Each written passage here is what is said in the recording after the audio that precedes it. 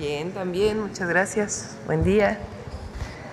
Bueno, el día de hoy vamos a platicar de dos temas. Siéntense, por favor. Primero, Jesús Esteban nos va a platicar del inicio de la construcción de un puente como parte del programa del Oriente del Estado de México. Y después están aquí, ¿cómo es tu nombre? Quiahuitl, sí, ¿verdad? Quiahuitl Chávez, que es subsecretaria de Empleo y Productividad Laboral, no lo fuera a decir mal, de la Secretaría del Trabajo y Previsión Social, y Zoé Robledo, director general del IMSS. Ellos nos traen muy buenas noticias. Vamos a hablar de la formalización histórica de las y los trabajadores que se dedican al reparto de mercancías o choferes, los trabajadores y trabajadoras de las aplicaciones telefónicas. Esta modificación que hicimos en la ley es histórica, van a ver los números, es algo extraordinario. Se reconoce un trabajo que ha crecido en nuestro país, pero sobre todo ellas y ellos tienen hoy seguridad social. Es quizá una de las reformas más importantes, no solamente en México, sino en el mundo, porque lo que hicimos en México no hay en ningún otro país del mundo. Es algo histórico. Van a ver la gráfica de empleo del IMSS relacionado con aplicaciones telefónicas. Es parte del proceso de la cuarta transformación, de formalizar aquellos trabajos que no son reconocidos como tales. Entonces es una muy buena noticia también para México. Ellos nos la van a presentar y después cerramos la conferencia con el detector de mentiras. Entonces vamos primero con el puente vehicular de la Alameda Oriente. Adelante. ¿Quieres aquí o allá?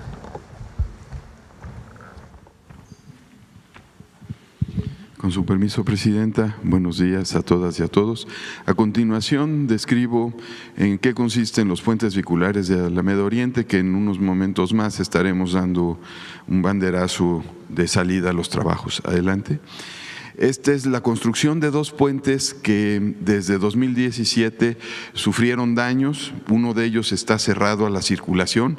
Son dos puentes muy importantes en la conexión entre el Estado de México y la Ciudad de México.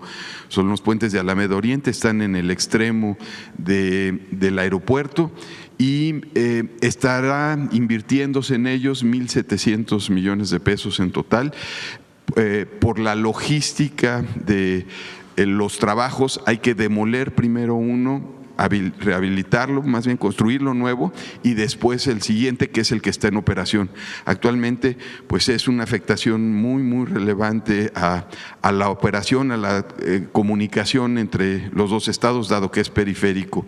Estamos se iniciaron los preliminares en junio de 2025 y por lo que acabo de describir, que son dos puentes y que hay que demolerlos y construirlos sin que siga operando por lo menos uno de ellos, nos estamos yendo hasta octubre de 2027 para la conclusión del segundo puente. Como mencionaba, facilitan la conexión con las autopistas 150D, que es México-Puebla, y la Peñón-Texcoco, la 136D. Nada más para dimensionar, el tránsito diario promedio es de 65,000 vehículos. Adelante. Aquí las vistas de los puentes. En 2017 ya uno de ellos tuvo asentamientos importantes y agrietamientos significativos y se tomó la decisión de en aquel momento cerrarlo. Está abierto uno con limitaciones en su circulación y tuvo desplazamiento de vigas, inclinación de columnas, y de ahí que la decisión sea demolerlos y hacerlos nuevos. Adelante. Se llevaron a cabo ya estudios topográficos, hidráulicos, geofísicos, geotécnicos y también los estudios estructurales. Se falló ya el concurso y iniciamos ya los trabajos de demolición de uno de ellos. La siguiente. Aquí se ve cómo estamos iniciando. De ahí la complejidad de hay que ir desmontando pieza por pieza. Y eso nos lleva pues un poco de tiempo. De ahí que tengamos que hacerlo prácticamente en más de 2 años. La siguiente. Aquí está el programa de obra, iniciamos en junio, ya la construcción como tal está iniciando ahora en agosto, estaremos iniciando ya con cimentaciones, el primer puente se estará terminando en mayo de 2026 y ahí, poniéndolo en operaciones, que arrancaremos el segundo puente que llega hasta octubre de 2027. Haremos todo lo posible por reducir los tiempos, pero estos son el programa que tenemos a la fecha. La siguiente. Aquí pues algún render de cómo quedarán, cruzan el río Churubusco y uno tiene 500 metros de longitud, el otro tiene 700 metros de longitud. El primero que estamos trabajando es el de 500 metros. Y a continuación vamos a presentar un video. Ahora tomé la decisión de que tenemos que destinarle mucho esfuerzo y muchos recursos a estos 10 municipios del oriente del Estado de México. Pues vamos a incorporar el presupuesto del municipio de Nesa, del Estado de México y del gobierno federal para los puentes vehiculares. Un puente vehicular que está ahí desde el 17, que se dañó con el sismo, que nadie lo arreglaba, pues ya lo vamos a arreglar. Para eso está Jesús Esteva, para arreglar ese puente. Como parte del Plan Integral del Oriente del Estado de México, impulsado por la presidenta Claudia Sheinbaum Pardo, el Gobierno de México, a través de la Secretaría de Infraestructura, Comunicaciones y Transportes, y en coordinación con los gobiernos del Estado de México y de la Ciudad de México, trabaja en la reconstrucción de los puentes vehiculares de Alameda Oriente. La reconstrucción de estas estructuras, una de las cuales permanece cerrada a la circulación, fortalecerá la conectividad entre el Estado de México y la Ciudad de México al facilitar el acceso a las autopistas México-Puebla y Peñón-Texcoco. El proyecto se desarrollará en 2 etapas. La primera contempla la demolición y reconstrucción del puente dirección Estado de México. Esta estructura de aproximadamente 500 metros de longitud se prevé que esté concluida en mayo de 2026. En la segunda fase se intervendrá el puente dirección Ciudad de México de 700 metros de longitud. Su conclusión está programada para octubre de 2027. Va a beneficiar ya a muchos ciudadanos, ya habrá mejor circulación vehicular. Pues estamos muy contentos con esta situación. A través del Plan Integral del Oriente del Estado de México se impulsa el desarrollo equitativo de esta zona mediante infraestructura segura y funcional que mejore la calidad de vida de sus habitantes. Secretaría de Infraestructura, Comunicaciones y Transportes. Gobierno de México. Gracias, Jesús. Adelante.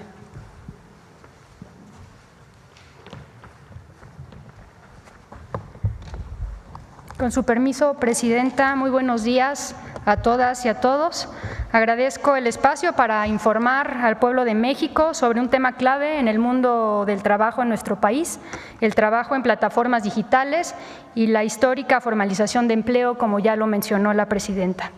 Como ustedes saben, el reconocimiento de las y los trabajadores de plataformas digitales fue un compromiso adquirido por nuestra Presidenta en el punto 59 de los 100 compromisos para el segundo piso de la Cuarta Transformación, los cuales establecen el plan de gobierno de la Presidenta con medidas y políticas que permiten continuar consolidando un país con más justicia y con menos desigualdad.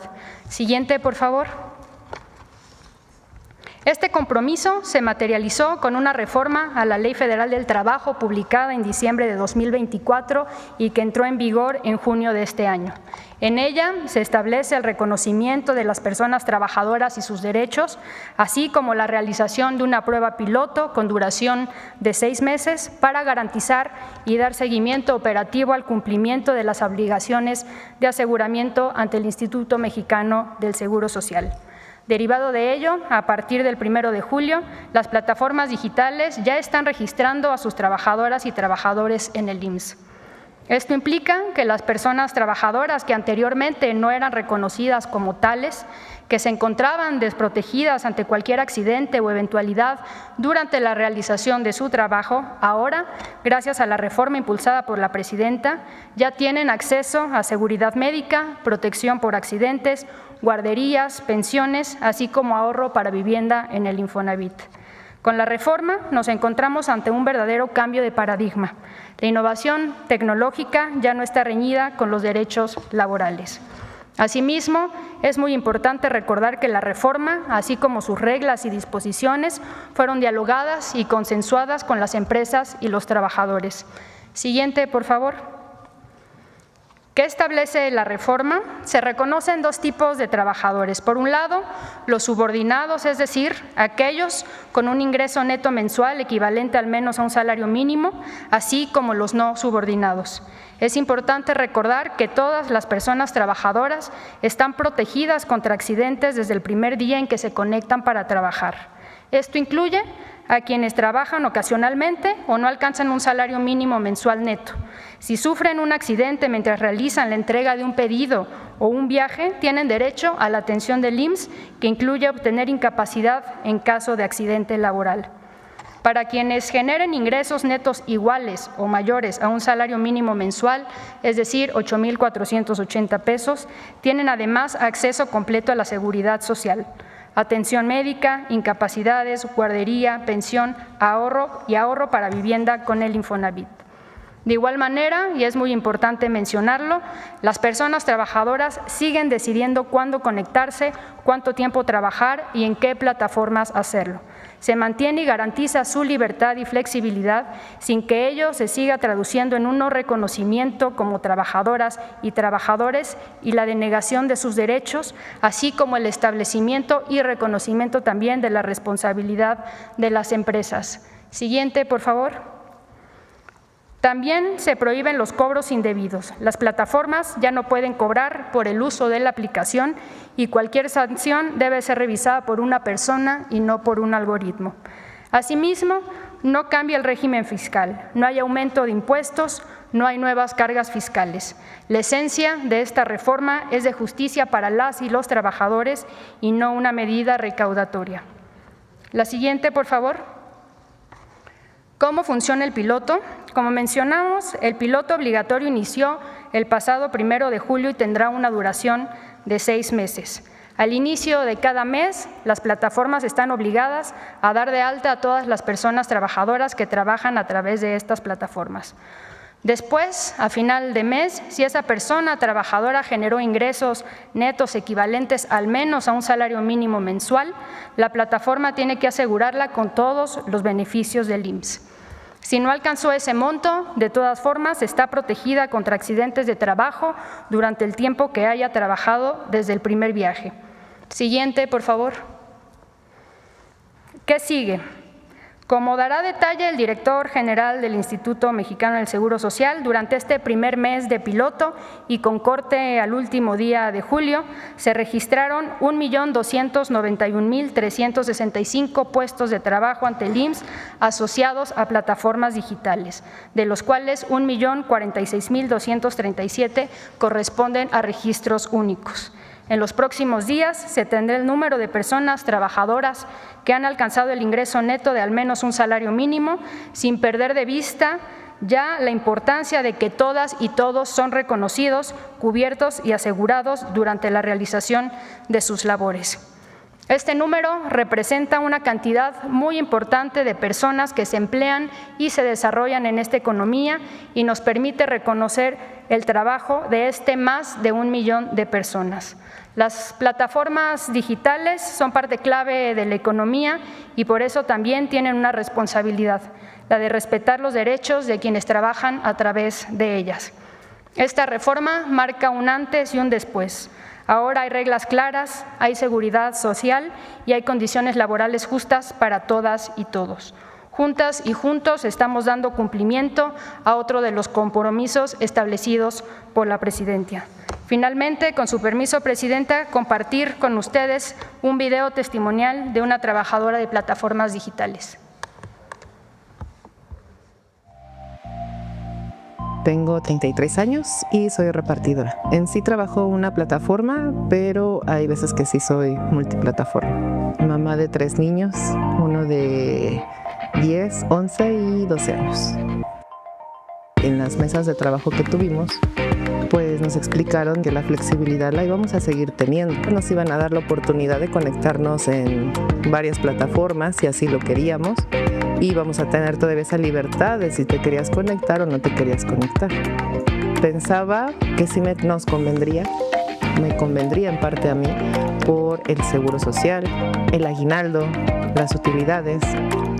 Yo veo esta parte del Infonavit algo beneficioso para mí porque el Infonavit te presta el dinero para poder remodelar tu casa. Entonces, para mí ya no tanto es como adquirir una casa, sino poder remodelar o construir otros pisos para mi casa.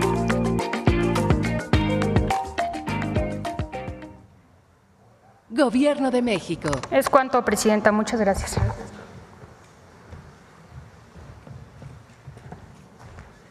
Muchas gracias, Presidenta. Muy buenos días a todas y a todos. Y efectivamente, como se ha señalado, pues es un reporte histórico.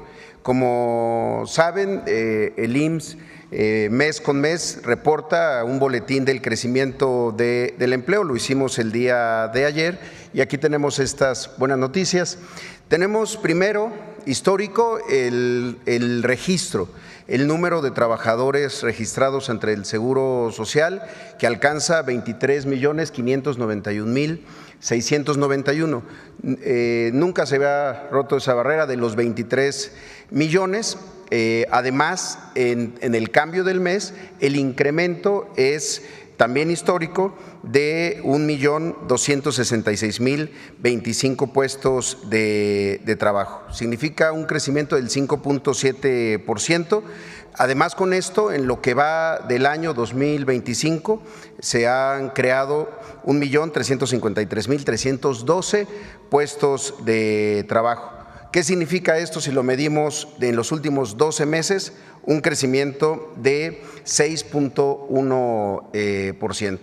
Pero histórico también es lo que impulsó este crecimiento del mes de julio. La siguiente, que como ya se ha comentado, tiene que ver con el aseguramiento de trabajadores y trabajadoras de plataformas digitales que inició el 1 de julio. Y también creo que es importante señalar que esta modalidad de empleo que ha crecido a lo largo de todo el mundo, en México se asumió de una manera diferente, como un empleo formal con todas las características de un trabajo vinculado al régimen obligatorio del Seguro Social. Y también es importante señalar que no han pasado ni 300 días desde ese 16 de octubre que aquí mismo la Presidenta firmó la iniciativa de ley, iniciativa que se mandó al Poder Legislativo, fue aprobada y después publicada el 24 de diciembre. Y conforme a la propia reforma de ley, publicamos el 24 de junio las reglas de operación y el piloto inició el 1 de julio. Y lo digo porque en muchas partes del mundo siguen pensándolo, siguen legislando, siguen buscando cómo. Y uno de los problemas que siempre se ponían es que es muy difícil porque es un empleo diferente a lo que se conoce, se trabaja en muchas plataformas, es un desarrollo tecnológico imposible de hacer. Demostramos que no era así, que con voluntad, con mucho diálogo con las plataformas, con los repartidores, con los trabajadores y entre todas las instituciones logramos tener un piloto que hoy, a través de la plataforma que desarrolló el IMSS, pues tiene estos primeros datos que traemos el día de hoy. ¿Cómo vamos al 31 de julio en la siguiente? Pues ya se ha mencionado 1.291.000 puestos de trabajo están vinculados a el trabajo de plataformas. Es un número muy grande y algo que se va descubriendo también, porque pues se tenían solamente datos estadísticos y aproximaciones. El 80% de los trabajadores de plataforma en México solo trabajan en una plataforma.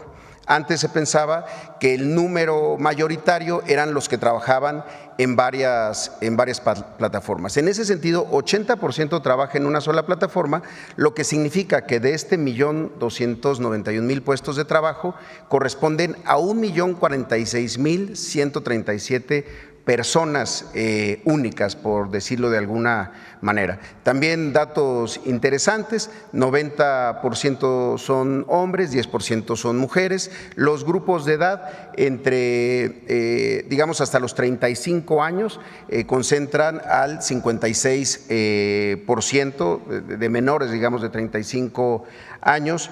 Y algo también muy importante: hay 23% de los trabajadores de plataforma que tienen un aseguramiento u otro empleo formal, ya sea en comercio, en servicios para empresas.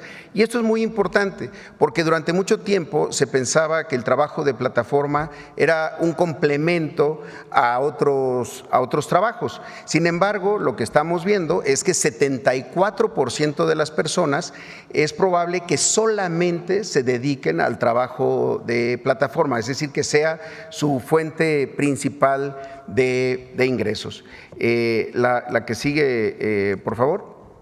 Bueno, y un tema adicional, que también hemos visto en nuestro país: de todos los registros patronales, 8 corresponden a plataformas de reparto, las que conocemos de reparto y mensajería, es decir, y corresponden al 48.4%, y 51.5% son de 3 plataformas que se dedican al servicio de transporte, a los conductores. Entonces se distribuye más o menos igual. También en los datos estadísticos previos se creía que eran mucho más los trabajadores de reparto que los de transporte, y están prácticamente 50-50.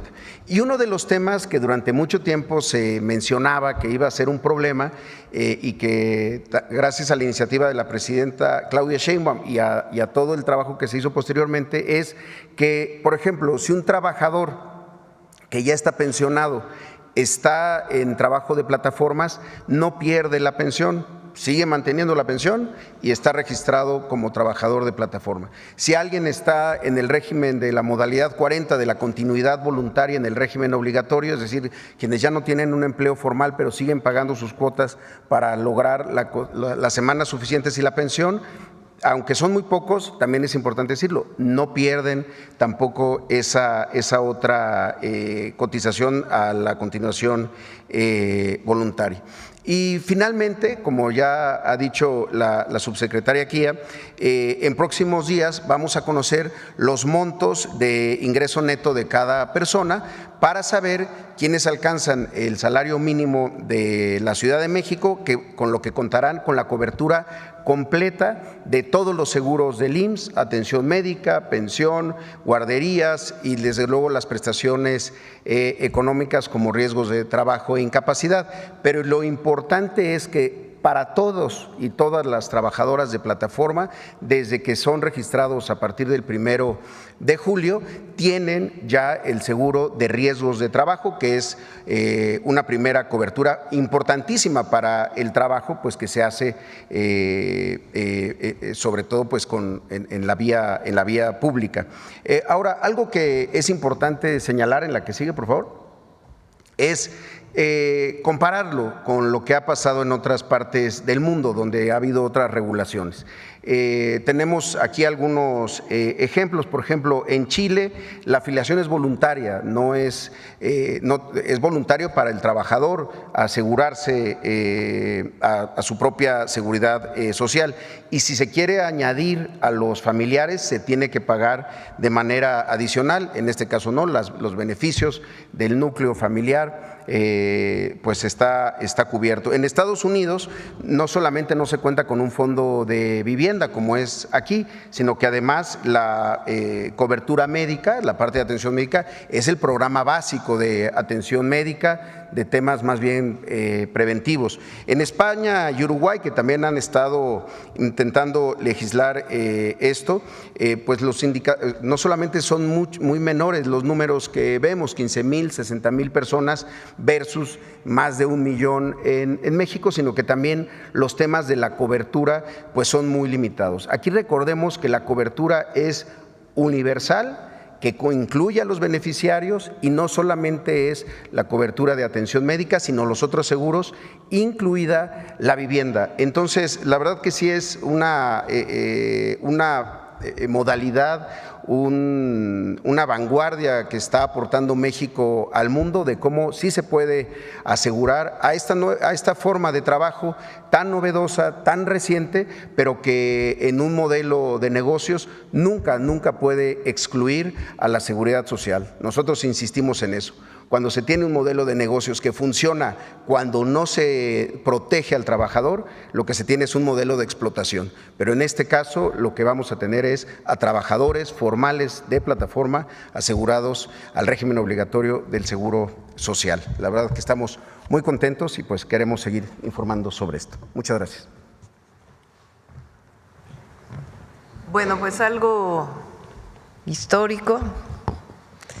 Recuerden que durante todo el periodo neoliberal, ese que vivió México de 1982 al 2018, se hablaba de creación de empleo.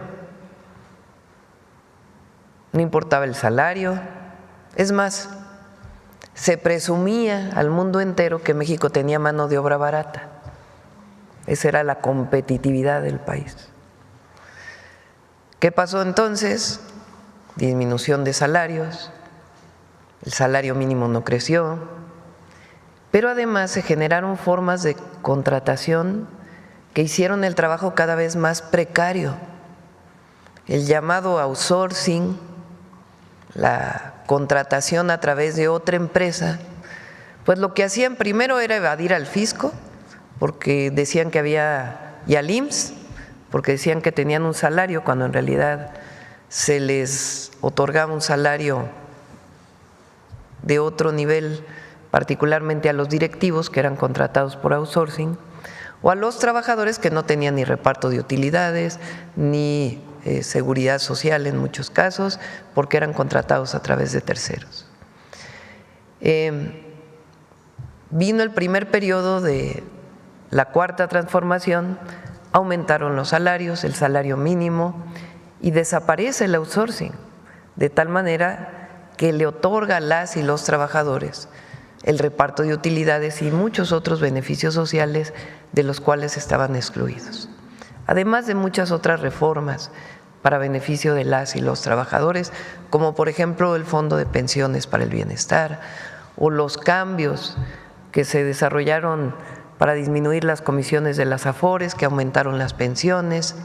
Bueno, ahora es una siguiente etapa de la Cuarta Transformación, que a trabajadores que eran considerados socios de empresas, que no tenían ninguna seguridad social, hoy son reconocidos como personas trabajadoras y tienen derecho al seguro social, no solamente a la salud, sino a todos los beneficios del seguro social si ganan igual o más que el salario mínimo. Tienen derecho a la pensión, tienen derecho a la seguridad social de sus familias, tienen derecho a las guarderías, que además ahora estamos ampliando los centros de educación y cuidado infantil.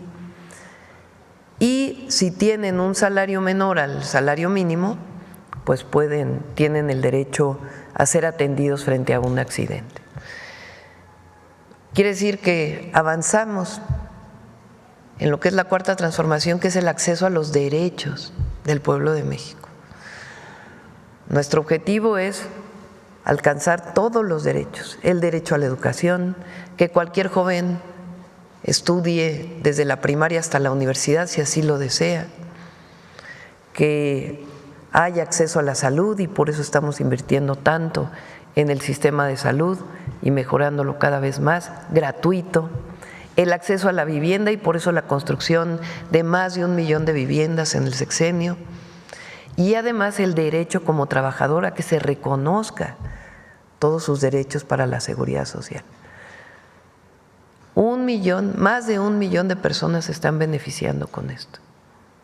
Entonces es algo histórico y nos da mucho gusto, pues por el país, por lo que significa esto, por ejemplo al mundo, y además pues por las y los trabajadores que hoy trabajan en las plataformas digitales, sea como repartidores, como choferes, que les permiten tener acceso al Instituto Mexicano del Seguro Social. Entonces es algo muy bueno y felicito aquí pues a la Secretaría del Trabajo, a Marat y a todo su equipo y a Zoe, porque se diseñó un esquema y además se hizo en acuerdo con las plataformas y con los trabajadores.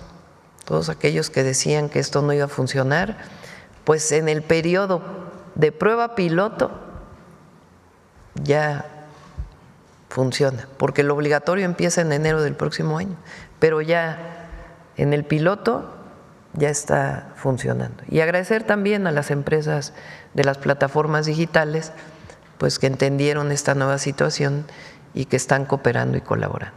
Entonces, ahora sí que sí se puede. Bueno, sobre el tema, vamos a ver aquí, Hans, y luego acá. Buenos días, Presidenta. Hans Salazar, de Noticiero en Redes. Preguntarle precisamente sobre todos estos derechos sociales, yo les llamo, que evidentemente partieron como programas sociales, pero ya son derechos constitucionales en varios de estos casos. Me llamó mucho la atención y la pregunta sería esta: la oposición y un medio de comunicación particular impreso las tachan como dádivas, como un desprecio hacia la gente, de que se les está entregando incluso para que no trabajen y que es un asunto de control clientelar. Eso me llama mucho la atención, y también que las empresas se ahuyentarían con pues ya que es ley, es que no son programas, ya son leyes que pues se les da derechos sociales, en este caso la seguridad social, a trabajadores de la aplicación. Quisiera su comentario, Presidenta. Sí, bueno, en el primer caso entiendo te refieres a los programas de bienestar, ¿no? Sí. La gran mayoría de los programas de bienestar son universales. ¿Qué quiere decir eso? Que nadie llega a tu casa a preguntarte si tienes 65 años, ¿a qué partido político perteneces? ¿Por quién vas a votar? ¿Quién es tu liderazgo? Por solo tener 65 años tienes derecho a una pensión. Y la relación es directa, gobierno-persona. No hay intermediarios. Son derechos universales. La pensión universal al adulto mayor es universal, todas y todos. La beca para jóvenes de preparatoria es universal si vas en preparatoria pública. El apoyo a personas con discapacidad, si firman los estados para aportar la mitad, es para toda la vida. Si es lo que otorga el gobierno de México solamente, es hasta los 29 años. Y estamos avanzando para que pueda ser universal. Pero es a todas y a todos, no es a unos sí y a otros no. No es como antes, que eran esquemas de control clientelar. Si no votas por mí, entonces te voy a quitar el programa. Pero además ahora son constitucionales. Ya no importa qué presidente llegue. Tendrían que cambiar la Constitución para que no existiera la pensión adulto mayor. Y eso es gracias a la Cuarta Transformación. El apoyo al campo, fertilizantes gratuitos. El objetivo es que sea para todos los pequeños propietarios del país, todos los pequeños agricultores o ejidatarios o comuneros que cultiven en menos de 2 hectáreas. Igual el programa de producción para el bienestar, Bien Pesca para los pequeños pescadores. Es universal. Eso lo hace ser un derecho. Durante todo el periodo neoliberal trataron de quitarse los derechos, y ahora en muchos países lo que buscan es quitar esos derechos. Cuando tú quitas el derecho a la educación, ¿en qué se convierte? En un privilegio. Cuando tú obligas a que se tenga que pagar por la educación, ¿en qué se convierte? En una mercancía. Entonces, el derecho a la educación, el derecho a la salud y los derechos asociados a lo que llamamos los programas de bienestar son para toda la población. Y se ha demostrado pues que eso disminuye pobreza y desigualdades, acompañado de los incrementos salariales. Entonces funciona la cuarta transformación. ¿Qué son dádivas? Pues eso es lo que piensa la derecha, el conservadurismo, porque ellos en todo el periodo neoliberal que gobernaron, pues lo que buscaron era disminuirle los derechos al pueblo, convertirlos en mercancías, convertirlos en privilegios y de paso en negocios privados, porque se llevaron un buen porcentaje, por ejemplo, de las viviendas al Infonavit, toda la corrupción que hubo asociada a las viviendas. En realidad era un negocio inmobiliario más que el acceso a un derecho de un trabajador o trabajadora a la vivienda. Y además, él y la trabajadora, las y los trabajadores, pues tienen que tener acceso a una seguridad social. Entonces, si trabajas en una empresa privada, la ley dice que el Instituto Mexicano del Seguro Social, tienes que estar afiliado al Instituto Mexicano del Seguro Social y al Infonavit para que tengas acceso, repito, a salud, a pensión, a vivienda con el Infonavit y a todo lo que otorga el Seguro Social. Este millón de personas dedicadas o trabajando para plataformas digitales eran consideradas hasta antes de esta reforma socios de las empresas. Pues ¿cómo va a haber un socio de, no voy a decir marcas mejor, ni empresas, cómo va a haber un socio de una de estas grandes plataformas mundiales, transnacionales, una persona que lleva mercancía de un lugar a otro frente a las grandes ganancias de esta empresa, sin seguridad social? Entonces ahora son reconocidos los derechos de las y los trabajadores. Y es algo, ¿cuál es nuestro objetivo en la cuarta transformación? El bienestar del pueblo de México. El bienestar. Que todas las mexicanas y mexicanos vivan con bienestar. Que tengan lo básico, lo indispensable para poder vivir bien. Y además nosotros pensamos que al final la felicidad tiene que ver con otras cosas que no es la acumulación del dinero. Pero lo que queremos es que todo mexicano y mexicana coma 3 veces al día alimentación saludable, pueda tener acceso a una vivienda, sea de renta o propia, con el salario que tiene, que pueda tener un salario que le permita vivir con bienestar, que tenga acceso a la salud, que los jóvenes puedan ir a la universidad si así lo desean, de manera gratuita. Y está bien también que haya su contraparte privada.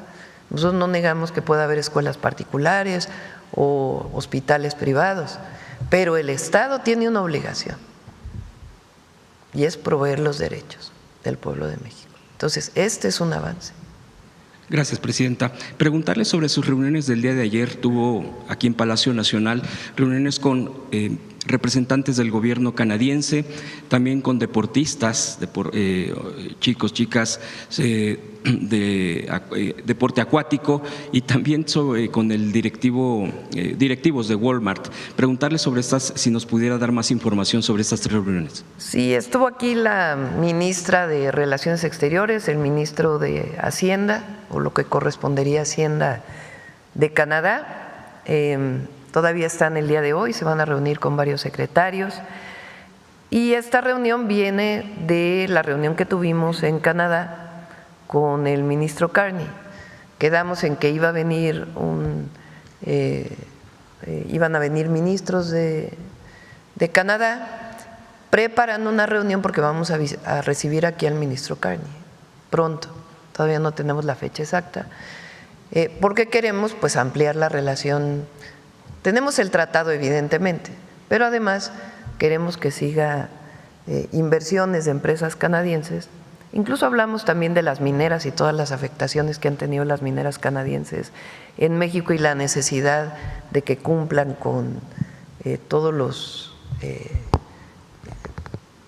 los requisitos que impone una manifestación de impacto ambiental, su resolución, pero la inversión, ampliar el comercio directo entre Canadá y México y otros temas, incluidos los temas educativos. Entonces, es una reunión preparatoria a la visita del ministro Carney y fue una muy buena reunión. Hay varios temas que se van a desarrollar. Después, bueno, vinieron el equipo, no todos son clavadistas, o todas, también hay nado sincronizado. Fíjense, es la competencia donde más medallas se han obtenido relacionado con estos deportes. Es algo histórico. Es un muy buen trabajo que está haciendo Rommel, no solamente de apoyo económico, porque no solo es eso, sino de procurar que vayan a más competencias, que haya más fogueo de nuestros deportistas de alto rendimiento. Entonces lo recibí, después platicamos qué opinan de qué más se necesita, qué más necesitan ellos para que podamos seguirlos apoyando, que traigan más medallas a México. Les hablé de pues el símbolo que representan para los jóvenes de nuestro país, porque ellos ya son un símbolo, son una referencia para muchísimos jóvenes. Quedamos, por ejemplo, que en el periodo que tienen de descanso, en acuerdo con sus entrenadores, puedan ir a dar pláticas a las secundarias, preparatorias, a hablar con los jóvenes o primarias de su esfuerzo personal, la disciplina, lo que significa el deporte, y que se conviertan en un ejemplo para todas las generaciones de nuestro país. Y al mismo tiempo pues de los apoyos que requieren, los apoyos a sus entrenadores. Entonces fue una plática muy bonita. También pues platicamos de lo que significa representar a México, lo que es nuestro país, nuestro gran país, nuestro pueblo, que cada vez que están en un trampolín sientan la grandeza de México en su corazón. Entonces fue una plática muy bonita y les agradezco que hayan venido. Y después vinieron los de Walmart. Ya ven que había este chisme de que se iban a retirar las inversiones. No, van a seguir invirtiendo en el país. Y pues de otras colaboraciones que tenemos con esta empresa.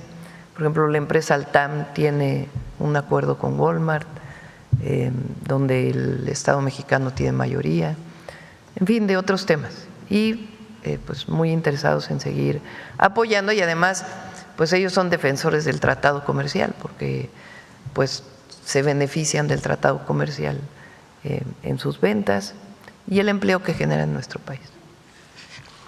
Para finalizar, Presidenta, comentarles sobre, a propósito del cambio en el Poder Judicial a raíz de la reforma, a raíz de la elección, pues plantearle solamente es una muestra de lo que hay y del despojo y de los cárteles inmobiliarios que hay en el país. En este caso, en Cancún, el juez séptimo de distrito Darío Alejandro Villa Arnaiz otorgó un amparo irregular a Perledit Castillo para apoderarse de un terreno en la avenida Guayacán, pese a haber negado antes la misma solicitud, lo que constituye un caso ya juzgado. Esto tiene una complicidad con su secretario, del juez Osvaldo Hernández Romero, quien se ha manipulado el tema de los expedientes. Esta es una red, por eso decía yo que es un tema mucho más grande, que es una denuncia existente de una célula delictiva dedicada al tráfico y despojo de propiedades en Cancún. Viene incluso la integración en los documentos que se tienen, me reservaré los nombres que son gente acusada, pero que se encuentran en estos documentos. También hay otro que ahí mismo en Cancún, el caso correspondiente a un juicio de amparo, el 140/2025, cuarto romano. El verdadero propietario interpuso un recurso ante la Suprema Corte y bueno, pues está en esa decisión, y esto ahorita lo voy a ligar con lo último. Y también hay un fraude con tierras ejidales que se venden ilegalmente lotes de 200 sobre 200 hectáreas en el ejido Alfredo V. Bonfil, en la colonia chapaneca de Cancún, a pesar de una resolución judicial que ordena la restitución del ejido. Esto sucede muy frecuentemente, por ejemplo, también nos han llegado casos de Oaxaca, donde se van desarrollando incluso más centros de, pues por ejemplo el Tren Maya en el sureste, pues las tierras elevan el costo y obviamente los despojos también se dan. Hay pues la Fiscalía General de Quintana Roo, pues encabezada por Raciel López, pues no se ha actuado con el tema de estos despojos.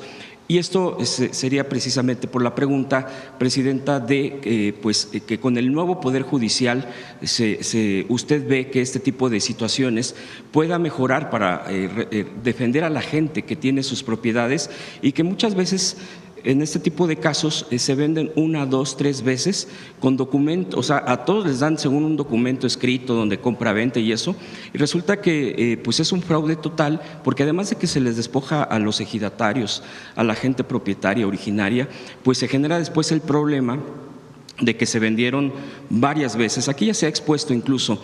La pregunta sería si con el nuevo Poder Judicial usted avisora una solución de este tipo de cosas. Usted había mencionado que el nuevo Poder Judicial también debe ir acompañado de leyes, de normatividades. Es algo nuevo. El propio Tribunal de Disciplina Judicial, cuando tuve la oportunidad de entrevistar al hoy electo magistrado Bernardo Batis, decía, es que esto se tiene que hacer un andamiaje completo de algo nuevo para poder darle entrada a las quejas que considere la gente o quien quiera meter un trámite al respecto. Sería mi pregunta, ¿cómo ve usted esta problemática que se ha extendido desde años atrás, no es nuevo? Si con el nuevo Poder Judicial también se avisora una solución, porque aquí también entran varias dependencias frente a este tipo de problemáticas en el país. Y bueno, lo ligo rápido, lo otro, Presidenta, ya el ministro que se perfila como ministro presidente ha comentado sobre que habría tres momentos en la posesión ahora del 1 de septiembre, el primero en el Senado, el segundo en la propia Suprema Corte y la tercera el mando, respetando precisamente las costumbres de nuestros pueblos originarios. Preguntarle también en ese sentido, que es lo último que se ha sabido sobre el 1 de septiembre, ¿qué opina al respecto? Y que si usted ha recibido alguna invitación o por ahí se avisora su presencia en alguno de estos, o ya sea en la Suprema Corte o en la toma de mando. Gracias. La reforma tiene evidentemente los nuevos ministros, ministras, jueces, juezas, magistrados. Pero además recuerden que hay una nueva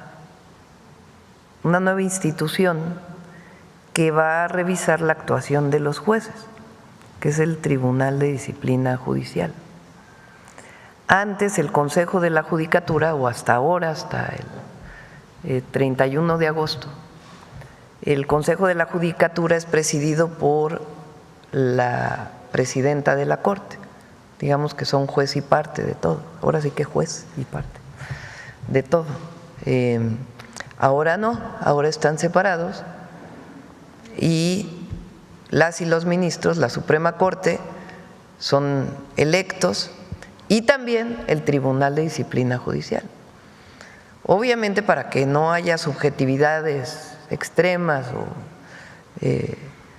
discrecionalidad en lo que hagan, pues tienen que tener normas. Pero la ventaja que tiene es que ya un juez o una jueza que caiga en un presunto acto de corrupción o de conflicto de interés, pues va a poder ser juzgado, digamos, por el Tribunal de Disciplina Judicial y poder ser sancionado, porque hasta ahora pues los jueces no son sancionados. Entonces, si hay un caso en donde se valora, supongamos este caso, no lo conozco y hay que evaluarlo, pero suponiendo que hubiera un caso relacionado con corrupción, de que un juez o una jueza recibe dinero para poder dar una resolución que sea contraria a la justicia para beneficiar a un privado, pues tiene que haber una sanción del Tribunal de Disciplina Judicial. Repito, con sus reglas, con sus esquemas, de tal manera que se evite la discrecionalidad. Pero eso es una gran ventaja de la reforma al Poder Judicial. Y además, en septiembre pues tienen que aprobarse nuevas leyes, algunas de ellas ya fueron enviadas, algunas las vamos a enviar pronto, para poder hacer expedito la justicia, que no sean estos casos de una persona que debe impuestos y que se tarda 18 años y puede incluso resolver la Corte y seguir amparándose. Entonces, todo eso pues tiene que cambiar para que pues pueda ser una justicia expedita en el marco de la Constitución y las leyes. Entonces, yo tengo, sí, va a ser mejor, tengo la certeza de que va a ser mejor que lo que hay hoy. Eso. Y sobre el 1 de septiembre, bueno, el 1 de septiembre vamos a hacer un informe, aquí es un lunes, aquí en Palacio, el informe de pues, los primeros 11 meses de gobierno y una visión hacia adelante, y después viene la toma de protesta de la Corte. Entonces pues vamos a ver ahí cómo nos ajustamos en los horarios y la invitación. No he recibido la invitación formal, pero ayer Hugo dijo que sí iba a ir. Entonces vamos a ver a cuál de los, supongo que al formal, no sé, ya aquí en la Corte tal vez. Y lo de el toma de mando, ¿qué opina usted de los pueblos originarios? Pues me parece muy bien, es un símbolo. Hugo viene de un pueblo originario y es un símbolo el que pueblos de México, indígenas, pues le den un bastón de mando al presidente de la Corte. Yo lo dije el día de este evento tan hermoso el que preparó la Defensa Nacional, del aniversario de la fundación de Tenochtitlan. Todos los mexicanos y mexicanas, no importa nuestro origen étnico, incluso no importa si nacimos en otro país, si nos nacionalizamos mexicanos, tenemos la obligación de reconocer la historia de México y la riqueza cultural, reconocer a los pueblos originarios, reconocer la grandeza de nuestra historia y ser parte de este gran país.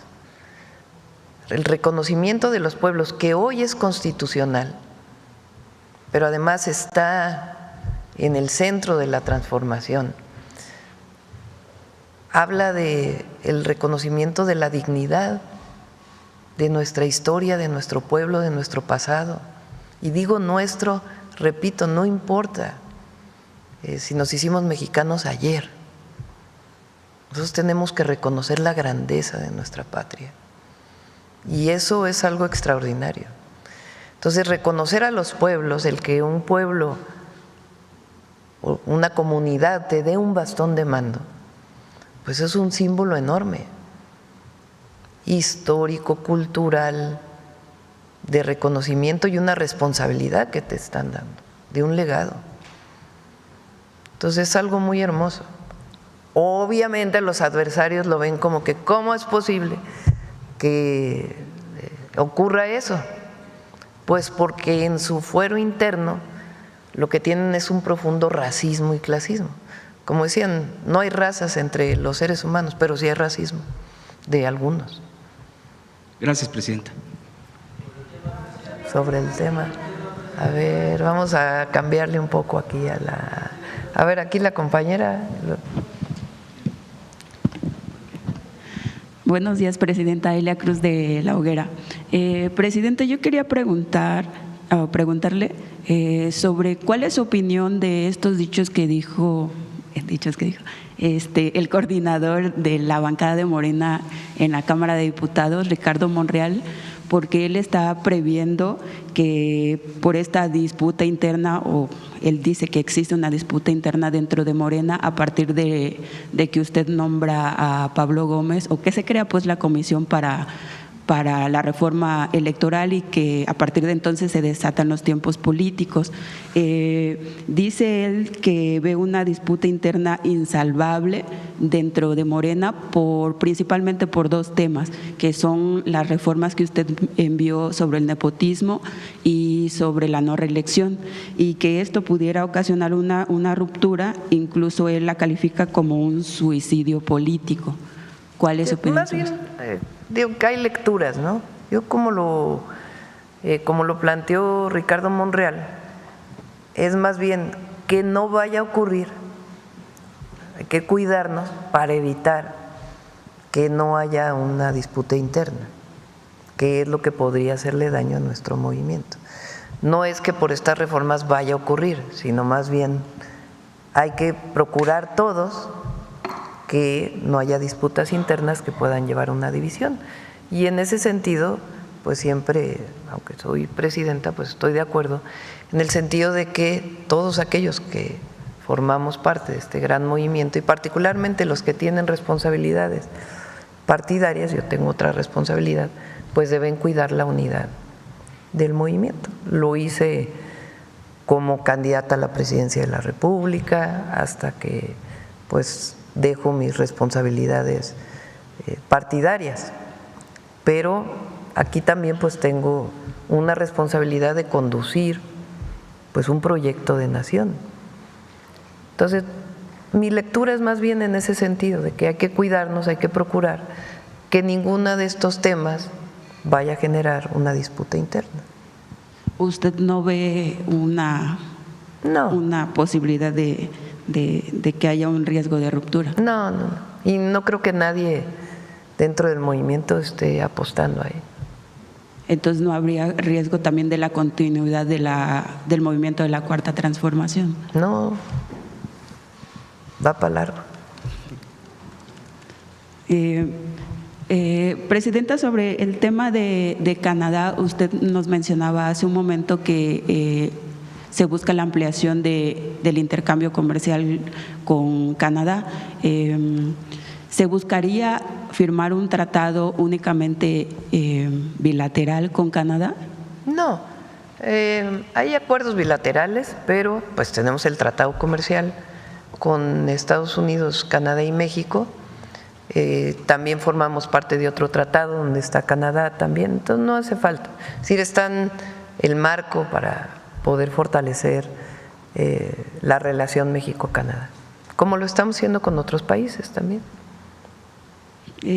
Gracias, presidenta. Por otro lado, ayer nos enteramos por documentos de Estados Unidos que la Fiscalía de Estados Unidos no va a pedir la pena de muerte para 3 capos mexicanos, el Mayo Zambada, el Vicentillo y Caro Quintero, pese a que ya lo habían advertido ellos que sí iban a pedir la pena capital. ¿Cuál es su opinión sobre ello? Porque esto podría ser quizá que estarían acordando un acuerdo pues con ellos. ¿Cuál es su opinión sobre esto? Nosotros estamos en contra de la pena de muerte. No importa el delito. No es algo con lo que coincidimos. Entonces, en cualquier sentido, cuando no hay pena de muerte, pues es parte pues de la política mexicana, no es un asunto personal. Todos los tratados de extradición, por ejemplo, cuando se extradita a un presunto delincuente o un delincuente, el tratado de extradición establece reciprocidad, es decir, que no puede haber pena de muerte. Entonces, cuando son extraditados, pues no hay pena de muerte.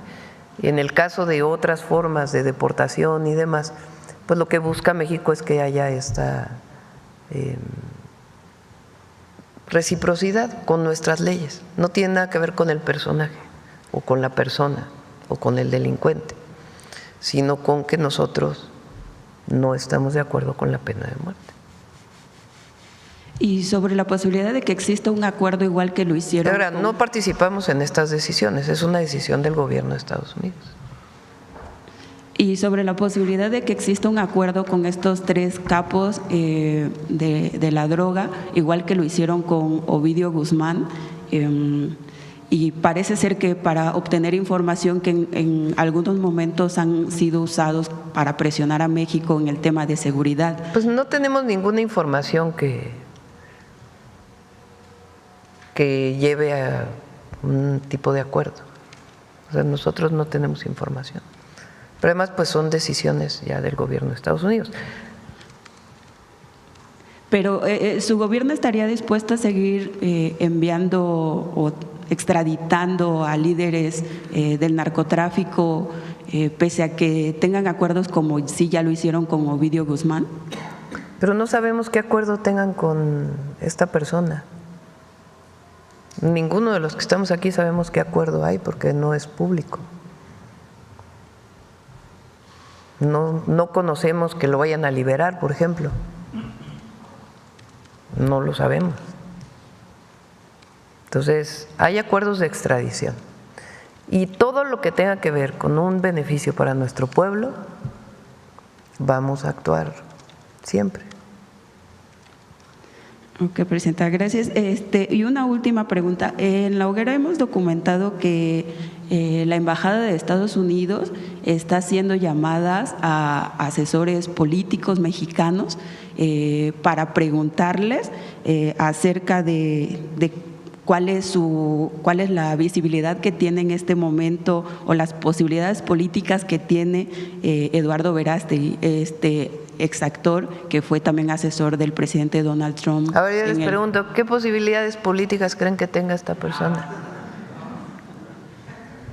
Más allá, Presidenta, de las posibilidades reales que tenga esta persona que además se identifica con la derecha y la ultraderecha, ¿cuál es su opinión de que la Embajada de Estados Unidos esté realizando estas llamadas? ¿No le parece que es un injerencismo? Bueno, no sé a qué llamadas te refieres. Es que está haciendo llamadas a asesores políticos. No me consta que eso esté ocurriendo. O sea, con nosotros el embajador de Estados Unidos ha sido muy respetuoso, en la comunicación con el gobierno de Estados Unidos, que es su papel para poder fortalecer las relaciones México-Estados Unidos, ha sido muy respetuoso el embajador, muy respetuoso. Y no tenemos conocimiento que se esté metiendo en algún asunto político, no tenemos conocimiento. Ahora, es muy claro lo que ocurre en México. Aquí el pueblo manda, aquí no manda nadie más que el pueblo. Entonces, la decisión de una persona, si es diputada, si es senador, si es gobernador, si es algún cargo de elección popular, pues la decide el pueblo. ¿De quién tiene que ganarse la confianza una persona que pretende ser representante popular? ¿De un gobierno extranjero? Esos tiempos ya, los tiempos de donde Zedillo acordó de acuerdo con la Bastida, la transición PRI-PAN en el 2000, repito, de acuerdo con la Bastida, pues eso ya quedó en el pasado. Eso ya es tiempo, son los tiempos del oscurantismo neoliberal. Hoy en México el que manda es el pueblo. Entonces el pueblo decide quién quiere que sea su representante popular. Entonces no preocupan estas acciones a su gobierno. No, además no las vemos tampoco. Muchas gracias, presidenta. A ver, Vicente. Presidenta, buenos días. Vicente Buenos días. Serrano, conductor de Sin Censura. Buenos días a todos, compañeros, compañeras. Presidenta, hace unos días se anuncia la sentencia contra 6 personas acusadas de traficar armas a México, rifles de alto poder.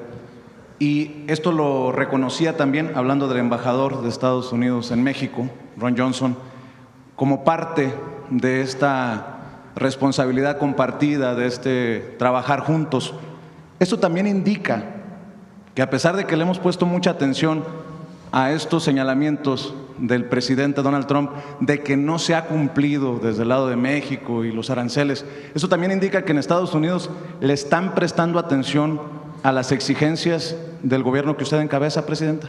Sí, por supuesto que nosotros vamos a seguir insistiendo en que sea todavía más, pero es un buen indicador el que se haya detenido a personas por tráfico de armas. No sé qué tantos antecedentes haya de esto. Y nosotros, en las conversaciones telefónicas o con los representantes del gobierno de Estados Unidos o con el embajador, siempre planteamos que así como nosotros trabajamos para evitar que la droga llegue a Estados Unidos, pues de la misma manera queremos que ellos actúen para evitar que haya tráfico ilegal de armas. Entonces esta detención pues habla de que están poniendo atención en eso. Sentencias, ya, presidente. Sí, sentencias.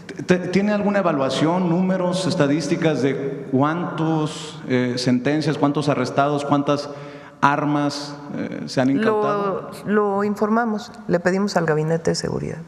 Presidenta, también… Y a Relaciones Exteriores, obviamente. Claro. Hace unas semanas le preguntaba sobre el caso de estos señalados como cazarrecompensas, personajes que están enmascarados y que están realizando los operativos de inmigración en Estados Unidos. Me dijo que iba a solicitar un reporte acerca de esto. Lo mismo sobre los casos presuntamente de violación de derechos humanos de paisanos que han sido arrestados en estas redadas.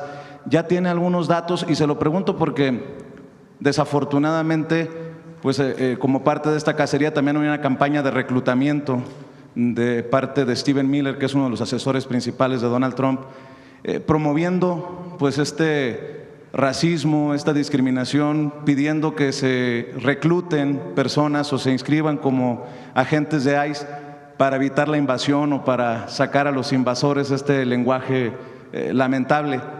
¿Qué le han dicho, presidenta, sobre estos casos? Porque pareciera que están dando resultados, pero muy limitados los esfuerzos para evitar que estos agentes se cubran la cara y no sean identificados a la hora de realizar estos operativos, presidenta. Nosotros no estamos de acuerdo con ello, obviamente. Lo hemos también hablado con los representantes del gobierno de Estados Unidos. Y lo que hacemos pues es dar todo el apoyo a nuestros paisanos allá. Por cierto, ya llegaron los nuevos cónsules, ya vamos a pedirles que nos envíen un informe para poder presentarlo aquí y también a nuestros paisanos allá, de fortalecimiento del trabajo de los consulados para apoyar a los mexicanos y mexicanas, y es parte pues del diálogo permanente que tenemos. Nosotros siempre vamos a defender a los paisanos y nuestra visión de que las y los migrantes llegan a Estados Unidos, primero por necesidad y segundo, son necesarios para la economía de Estados Unidos. Y como tal deben ser reconocidos. No son criminales, son personas de bien. Si hay una persona que cometió un delito, pues que se sancione por cometer un delito. Pero las y los mexicanos sostienen en mucho la economía de los Estados Unidos, los que viven allá. Y siempre vamos a defenderlos. Y en el terreno diplomático todo lo que esté en nuestras manos para garantizar sus derechos humanos. Por cierto, ¿qué le dijeron los legisladores con los que se reunió hace unos días en torno a esta posibilidad de la reforma migratoria? Era uno de los temas. Bueno, una de ellas es una de las que presentó una propuesta de reconocimiento del trabajo allá, y me parece que, como siempre ocurre, lo tienen que reconocer Estados Unidos, porque muchos de ellos, incluso del tratado y también de los mexicanos que trabajan allá, pues esta situación también les afecta a los estados de la Unión Americana y sus representantes. Entonces, muchos de ellos pues son aliados en esta visión desde su propio país y desde sus propias visiones del reconocimiento del trabajo de, no solo de los mexicanos, porque no solamente son mexicanos, a nosotros nos corresponde apoyar a las y los mexicanos en Estados Unidos, pero hay de muchas otras nacionalidades que sostienen la economía de allá, de muchos de los estados. Permítame respetuosamente insistir, ¿le han dado reporte entonces de estos enmascarados? Sí, lo tiene Relaciones Exteriores, vamos a pedirle a Roberto que pueda pasar este reporte. Y también de las y los mexicanos que están en centros de detención, se los podemos dar. Los posibles casos de abuso, ¿no? Sí. Presidenta, es obvio, y si no es obvio, pues lo aclaro desde esta trinchera, no hay coincidencias ni con personajes como Lili Téllez, ni Alito Moreno, ni nada que se le parezca, pero como sonorense, me gustaría que nos ayude a entender el nombramiento de Claudia Pavlovich como embajadora en Panamá, entendiendo que fue señalada de formar parte de este esquema de la Operación Zafiro que llevó a César Duarte a la cárcel en su momento para desviar recursos para campañas del PRI. En su momento defendió a la mujer esta que fue detenida en Arizona, señalada de ser socia dueña de la guardería ABC, y más aún respaldó a esta mujer, pues convirtiéndose en una zancadilla para que se hiciera justicia, y creo que nunca nos vamos a equivocar si nos ponemos del lado de la gente y del lado de las víctimas. ¿Cómo entender que siga formando parte de esta cuarta transformación? No hay, digamos, ninguna investigación contra ella. Primero, porque si no, pues. Segundo, ella participó en el consulado de Barcelona desde el periodo del presidente Andrés Manuel López Obrador. Ella solicitó ser trasladada de Barcelona por razones personales y tomamos la decisión de presentar su propuesta para la Embajada de Canadá. Igual hay otros… Panamá. Sí, Panamá. Hay otras personas que pertenecieron en su momento a otros partidos políticos, como el embajador de España, que ratifiqué su nombramiento en España, Quirino Ordaz, y han estado haciendo un buen papel. Ha hecho un buen papel como funcionaria. Para cerrar, Presidenta, y agradecerle el tiempo, hace unas semanas también me corrigió. Qué bueno que lo hizo, porque queda definido que, como decía el presidente Andrés Manuel López Obrador, él era fresa junto a usted. No se le está dando publicidad oficial a quien debe, al SAT, en este caso TV Azteca de Ricardo Salinas Pliego. Presidenta, hay deudas que no son monetarias, pero hay deudas con la sociedad. Y hace unos días la decisión que toma la jueza para absolver y dejar en libertad a Israel Vallarta abren una deuda con la sociedad por parte de medios de comunicación como Televisa. Queda claro que había una relación corrupta entre el gobierno de ese momento y la televisora de Emilio Azcarra Gallán. En su relación con los medios, ¿no se ha planteado la posibilidad de que también esas deudas lleven a cortarle la publicidad oficial a medios como Televisa, que le han quedado a deber, que han miserablemente fallado con la sociedad, con los montajes como el que encabezó Carlos Loret de Mola, Presidenta? Bueno, si nos vamos a todo en lo que no estuvimos de acuerdo, o lo que hicieron, pero esto, pues no pero esto ya está no habría aclarado, presidente. Ninguna. Ellos tienen que dar su explicación. Nosotros tenemos una política de apoyo de recursos a los medios, es menos de una tercera parte de lo que daba Peña Nieto, es esencialmente la misma política que siguió el presidente López Obrador, donde sí pues ya no es ahí donde deben impuestos, ¿verdad? Porque es otra cosa, ya es una deuda directa al erario, ¿no? Y hay una disputa legal contra una televisora, es distinto. En el otro caso, pues que cada medio dé sus explicaciones de lo que hizo o realiza. Ahora ya hay una nueva ley donde tienen derecho las audiencias. Es algo también muy importante que se ha hecho en México, el derecho de las audiencias, que muchos de ustedes y de distintos periodistas y personas han peleado por eso, porque el derecho a la información pues es constitucional. Entonces, que ahora se salvaguarde el derecho de las audiencias es muy importante. Entonces, pues es una política establecida, y ya que cada medio pues dé sus explicaciones. El derecho a la verdad, ¿no, presidenta? Sí, más allá por de la eso hay derecho información, de el las derecho a la audiencias verdad. ahora en la ley, y ya que cada medio pues explica. Gracias, presidenta. Sí. También el conductor tiene que volver a explicar, aunque ya no esté en Televisa. Sí. A ver aquí el compañero.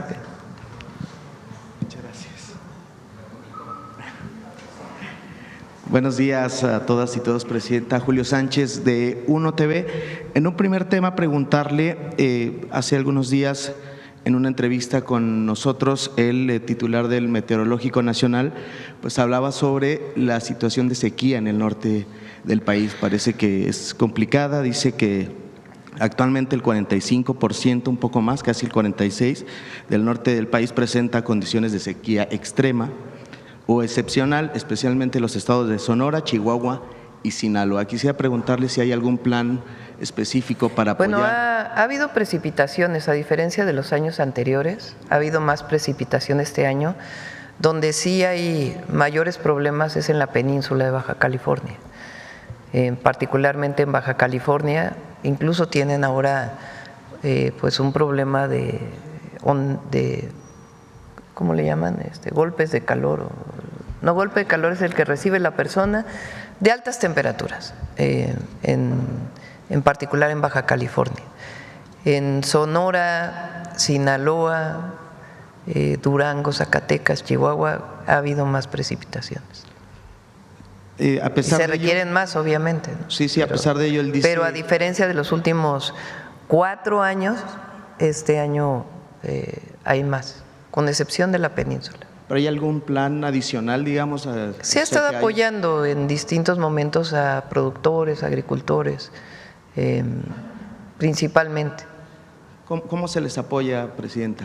Pues a través de alimentación para el bienestar o de un apoyo adicional por las condiciones de sequía. Entiendo. En otro tema, presidenta, que hablando de la relación con Estados Unidos y más, quisiera preguntarle sobre el caso del ciudadano de origen chino que se fugó justo en un día en el que se daba a conocer también pues una nueva orden de captura, es un capo del fentanilo y demás. ¿Qué información tiene al respecto? ¿Se le ha dado algún reporte sobre? Sí hay, pero no sé si pueda decirla. Entonces mejor le pregunto, no por el tema procedimental. Entonces preferiría que el Gabinete de Seguridad revisara si puede haber, si se puede hacer pública esa información. Estaba bajo custodia de la Guardia Nacional, entiendo. Sí, presidente. Hay las investigaciones de la propia Fiscalía y pues hay más información sobre este caso, pero esperaría que lo diera el Gabinete para no pues, caer en algo que tenga que ver con el procedimiento. ¿Estaba por ser extraditado a Estados Unidos? Sí. Ya que el gabinete lo informe para no dar una información que pueda estar en contra del propio procedimiento. Entiendo. También quisiera preguntarle, hizo una publicación el embajador sobre esta nueva unidad fronteriza, si nos pudiera platicar qué consiste, de qué es,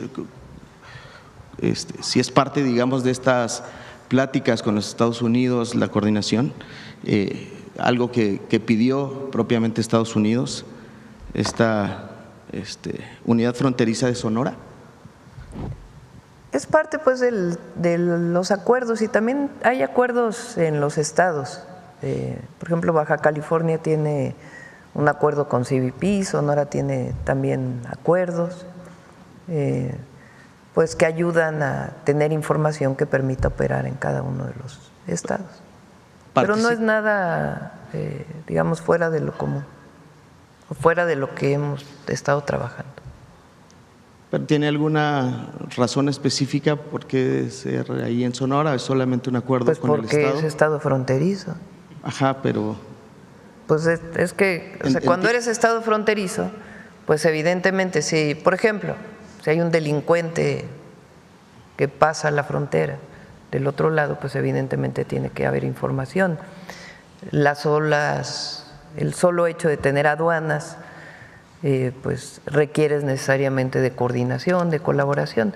Y hay una parte que es con la Federación y otra parte que es con los estados. Tienen atribuciones legales y jurídicas para hacerlo. ¿Fue parte de estos diálogos, digamos, de alto nivel que se tienen y como parte de este acuerdo? No exactamente, es parte del diálogo general, pero sí está enterado el Gabinete de Seguridad y ha estado validando todo esto. ¿Participa la Federación o sí, un sí acuerdo? Participa. ¿En qué siempre sentido, tiene que participar. ¿En qué sentido participa? Lo que siempre hemos planteado. Miren, en los estados fronterizos hay comunicación. Desde el jefe de región o de zona de la defensa con el Comando Norte, más ahora que hay presencia del Ejército de Estados Unidos en la frontera, pues tiene que haber comunicación. Hay comunicación del Instituto Nacional de Migración con CBP, hay comunicación de aduanas con CBP también, hay comunicación de los gobernadores de Sonora con sus contrapartes, gobernadores de los estados. Entonces, en este caso, pues es un acuerdo mayor para poder garantizar la seguridad de uno y otro lado de la frontera. Entiendo, muchas gracias, Presidenta. Otro tema, preguntarle sobre la detención. Siempre resguardando la soberanía, pero hay comunicación y colaboración. Igual que hay comunicación y colaboración con Guatemala, por ejemplo, que ahora se fortaleció aún más en una visita que se hizo, derivado pues de la entrada de policías de Chiapas a Guatemala. Se hizo una reunión, se formalizaron los acuerdos y hay más colaboración ahora. Muchas gracias, Presidenta. Otro tema ahí, se registró la detención de un activista en la zona del sureste, Luis García Villagrán. Que tenía pues no es un activista. Bueno, tenía orden de aprehensión. Okay. Y más bien está vinculado con tráfico de personas. Ese es el delito. O sea, había una orden de aprehensión desde hace años y se cumplimentó la orden de aprehensión.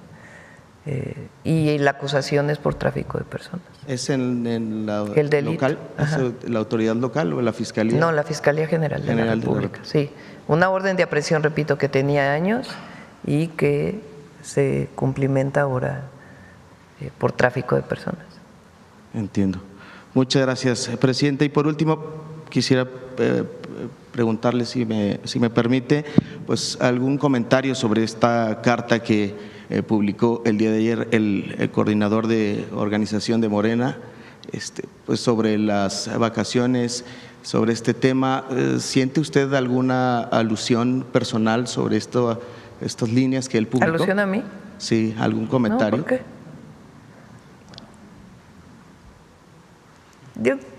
¿Cómo leerla? ¿Cómo leer esta carta, Presidente? No voy a entrar a un debate sobre este tema en particular. Mi posición la voy a defender siempre, porque es mi convicción, es que el poder, cualquiera que se tenga, se debe ejercer con humildad, con sencillez,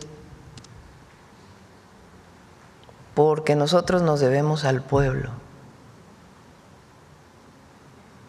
Cualquiera que tenga, sea la presidenta, sea un diputado, un senador,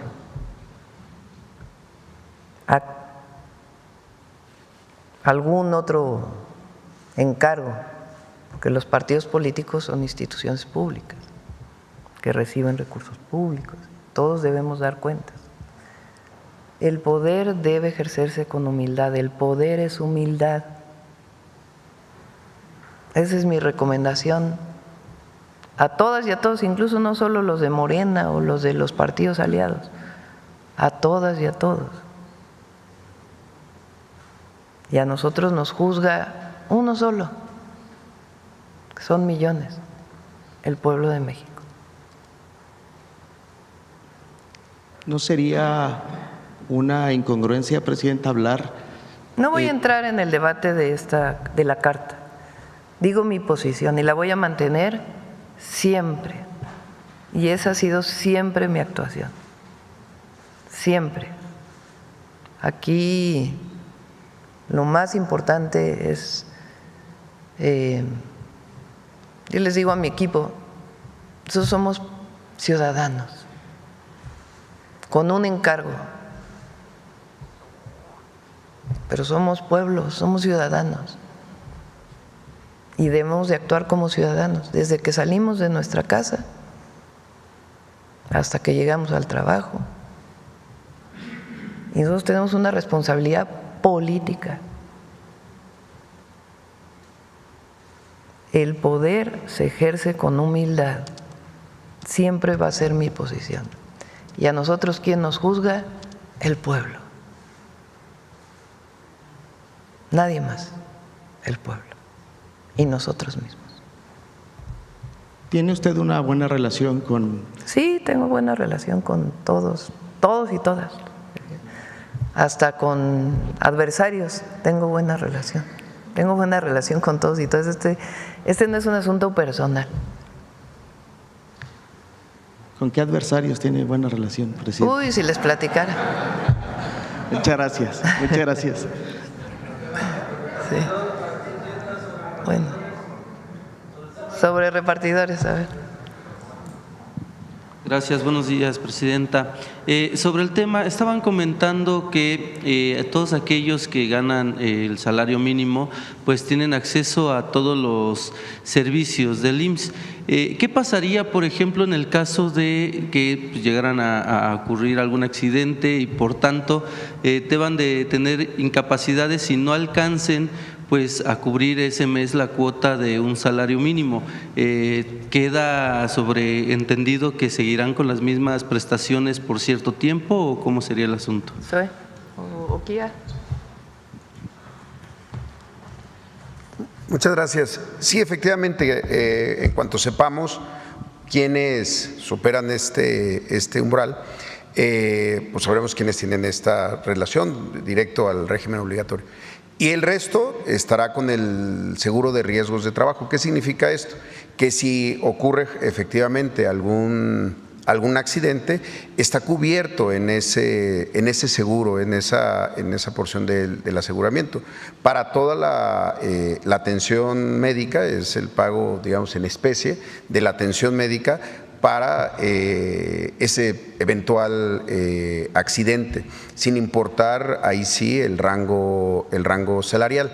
Ahora, recordemos que durante todo el 2025, ¿por qué le llamamos piloto? O sea, sí, ya está ocurriendo e incluso ya hemos tenido algunas primeras incapacidades y demás, porque ahí vamos a ir ajustando tanto los umbrales, tenemos que conocer un poco más a todo el sector. Pero efectivamente, el riesgo de trabajo, la ocurrencia de un accidente que ocurren en el trabajo, que en este caso pues es el reparto o el transporte, tiene la cobertura para la atención médica de ese evento.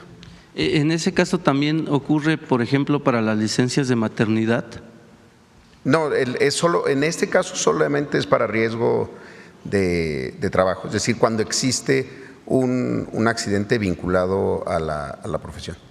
Y, por ejemplo, vuelvo al mismo tema, con las mujeres que son repartidoras o conductoras por aplicación, en ese ámbito su proceso lo pueden llevar igual en el IMSS, pero evidentemente una vez que pues dan a luz, pues no podrían trabajar en ese ámbito, quedarían desprotegidas o cómo se. Sí, no, o sea, las mujeres que alcancen el umbral del salario mínimo van a tener toda la cobertura, incluyendo la licencia de maternidad. Muy bien, muchas gracias. Una disculpa, no me había presentado, Luis Piña, de los Reporteros MX. En otro tema. La diferencia es si alcanzas el salario mínimo o no, así está establecido. Entonces, si alcanzas el salario mínimo, tienes todos los derechos. Si no es el riesgo del trabajo y la atención médica asociada a un accidente. Muy bien, gracias, Presidenta. En otro tema, si me permite tocarlo, en esta, pues, en el ámbito del fútbol, en la liga que se está llevando a cabo junto con Estados Unidos tras el partido entre Rayados entre Rayados de Monterrey y el Cincinnati FC, la árbitra mexicana Katia Itzel fue blanco de ataques misóginos y amenazas de muerte en redes sociales por parte de algunos aficionados regiomontanos.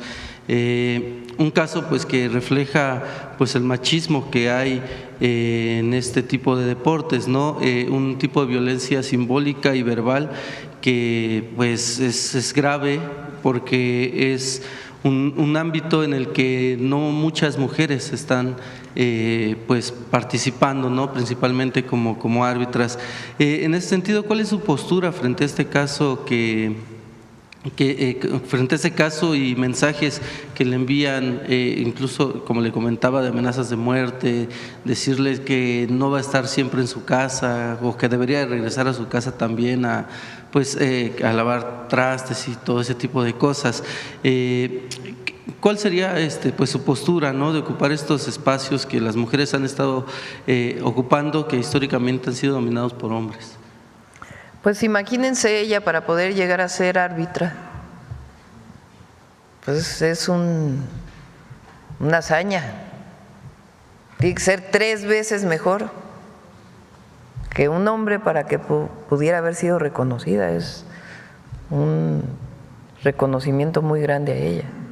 Y obviamente, pues, si es necesario, vamos a entrar en contacto con ella o vamos a entrar en contacto con ella para ver si requiere algún apoyo.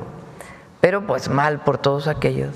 Pues uno puede estar a favor o en contra de un arbitraje. Los mexicanos las y los mexicanos somos tremendos con los árbitros. También porque hubo su historia, ¿verdad? Pero somos muy exigentes, ¿no?, con los árbitros. Pero se puede ser exigente con un árbitro o una árbitra. Pero de ahí a una crítica por ser mujer, pues eso sí estamos totalmente en contra. Ella es extraordinaria, la verdad, extraordinaria, mi reconocimiento y el reconocimiento de todas las mujeres, porque llega a lugares donde abre camino para otras mujeres. Entonces, por supuesto, estamos en contra de toda esta crítica asociada a su condición de ser mujer, y pues vamos a entrar en contacto con ella para reconocerla.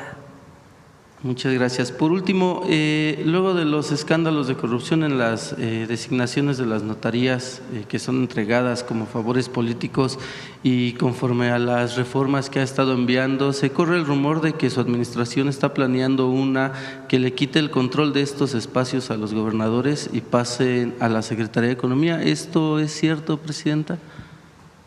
No. Muy bien, muchas gracias. Sí, vamos a cerrar con el detector de mentiras.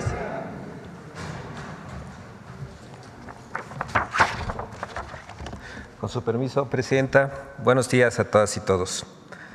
Un par de diarios de Estados Unidos han afirmado, sin presentar ninguna prueba, que el acuerdo de seguridad entre México y Estados Unidos podría estar en riesgo, a pesar de que las autoridades estadounidenses y el embajador de Estados Unidos en México han celebrado y reconocido los logros en materia de seguridad obtenidos gracias a la cooperación y colaboración de ambos gobiernos. Por otro lado, la liberación de Israel Vallarta generó una ola de mentiras en las mismas voces que el 9 de diciembre de 2005 transmitieron el telemontaje de su detención orquestado por Genaro García Luna, hoy preso en Estados Unidos, y por Cárdenas Palomino, que en vivo golpeó a Vallarta. ¿Por qué en lugar de cuestionar el actuar del entonces secretario de Seguridad y de los propios medios y comunicadores, hoy inventan mentiras para atacar al actual gobierno que nada tuvo que ver en el telemontaje? Veamos el video del detector de mentiras de esta semana.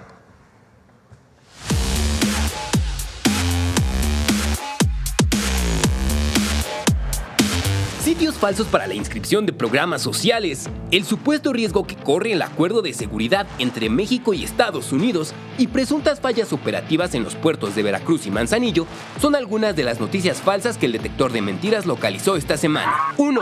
Sitios web para inscripción de programas sociales y para invertir en Pemex. ¡Mentira! La Secretaría del Trabajo y Previsión Social alertó sobre la existencia de sitios web apócrifos utilizados para robar información de personas y empresas que buscan inscribirse a programas sociales de financiamiento y empleo. Además, la Secretaría hizo un llamado a la población en general para verificar los sitios web y no realizar ningún pago previo antes de realizar algún trámite. Por otro lado, el video de la presidenta Claudia Sheinbaum en el que se invita a invertir en plataformas financieras es falso y fue creado con inteligencia artificial. El video original corresponde a un mensaje emitido por la presidenta Sheinbaum el pasado 2 de febrero, en el que habla sobre la imposición de aranceles por parte del gobierno de Estados Unidos. 2. Prensa de Estados Unidos miente sobre riesgo del acuerdo de seguridad entre México y Estados Unidos. ¡Mentira! Medios de comunicación estadounidenses aseguraron sin ningún sustento que las actividades del crimen organizado en nuestro país ponen en riesgo el acuerdo de seguridad entre México y Estados Unidos. El 5 de agosto, la presidenta Claudia Sheinbaum destacó que el acuerdo está listo y cuenta con 4 principios: el respeto a la soberanía, a la territorialidad, confianza mutua, así como colaboración y cooperación. 3. Falso que la presidenta Claudia Sheinbaum liberó a Israel Vallarta y que la jueza que llevó el caso es del oficialismo. Es evidente que están utilizando la liberación de Israel Vallarta como un distractor primero. Y que hoy recibe una justicia que a mi punto de vista es más utilizada como un instrumento de humo mediático que cualquier otra cosa. ¡Mentira! La liberación de Israel Vallarta ocurrió luego de que las pruebas presentadas por la Fiscalía no lograron establecer la culpabilidad del acusado y que las actuaciones de los agentes de la Policía Federal y los ministerios públicos carecían de validez, ya que fueron obtenidas bajo tortura y presentaron vicios en el proceso. A Israel Vallarta, a quien el universo oficial quería sacar de la cárcel desde hace 6 o 7 años, lo exonera, lo saca de la cárcel. Y además es una juez del acordeón. ¿Del acordeón? Es decir, el juez del acordeón es una juez del oficialismo. Pues es sí. Alguien que el oficialismo quería que ganara la elección. ¡Mentira! La jueza Mariana Vieira Valdés, del Juzgado Tercero de Distrito de Procesos Penales Federales en el Estado de México, trabajó en el Poder Judicial más de 16 años, de los cuales 11 fue secretaria de Juzgado Mixto. También se afirmó sin sustento que la liberación de Israel Vallarta se trató de una cortina de humo, lo cual es falso. El mismo Israel Vallarta negó el 4 de agosto cualquier acercamiento para pactar su liberación como una especie de distractor. Pero sobre este planteamiento de que usted pudo haber sido liberado para crear una cortina de humo con su anuencia o sin ella, ¿qué piensa?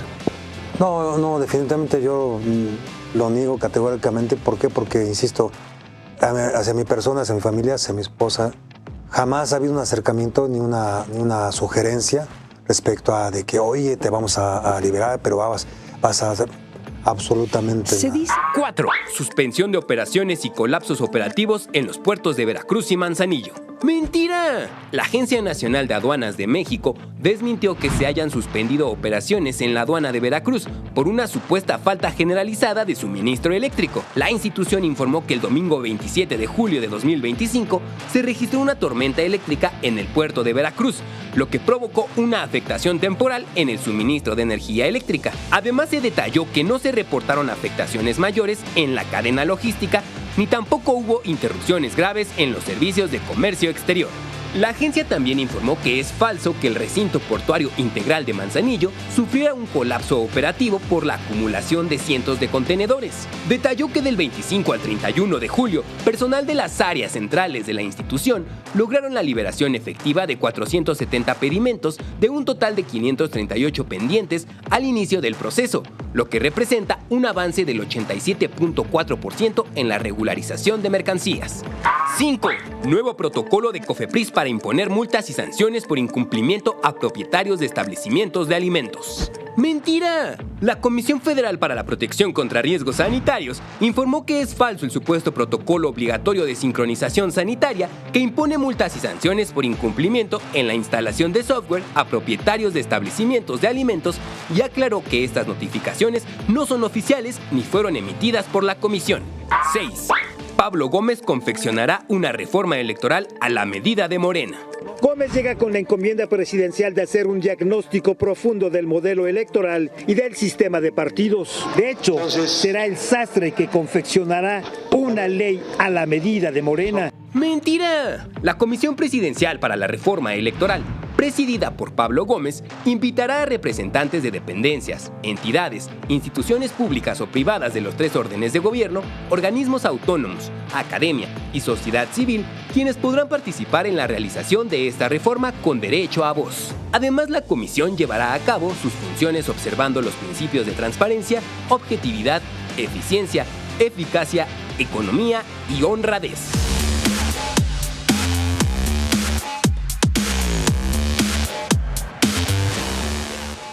Muchas gracias, Presidenta. Gracias.